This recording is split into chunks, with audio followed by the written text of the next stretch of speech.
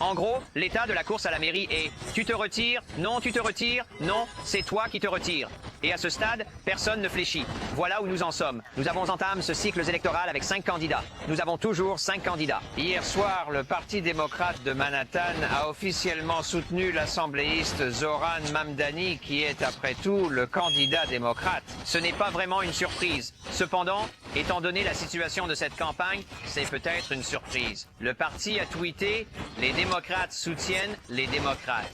C'est sans précédent. On peut entendre le sarcasme dans cette déclaration, un sarcasme qui souligne à quel point le parti est divisé sur Mamdani. Bien qu'il ait remporté la primaire haut la main, les inquiétudes n'ont pas tardé à surgir. Andrew Cuomo et Eric Adams, tous deux indépendants, se sont interpellés pour que l'autre retire sa candidature pour battre Mamdani.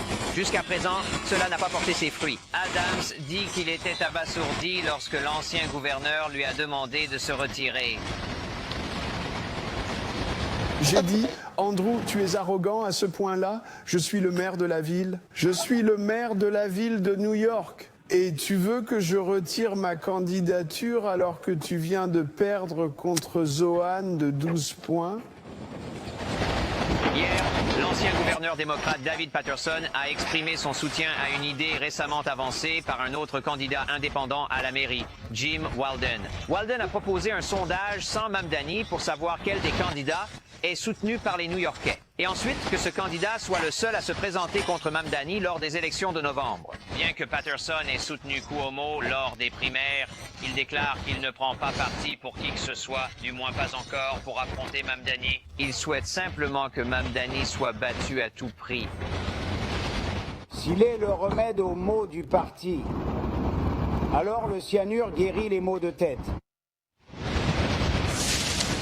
Un porte-parole de Mamdani a déclaré dans un communiqué qu'il avait obtenu plus de 545 000 voix lors des primaires, ce qui représente le plus grand nombre de voix pour un candidat aux primaires démocrates en près de 36 ans. Et nous n'avons toujours pas prononcé le nom de Curtis Sliwa.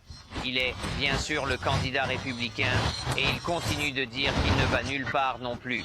Donc encore une fois, 5 candidats sont toujours en lice, dont 4 qui ne s'appellent pas Zoran Mamdani. En direct de l'Hôtel de Ville ce matin, Kurt Rosano. À vous les studios.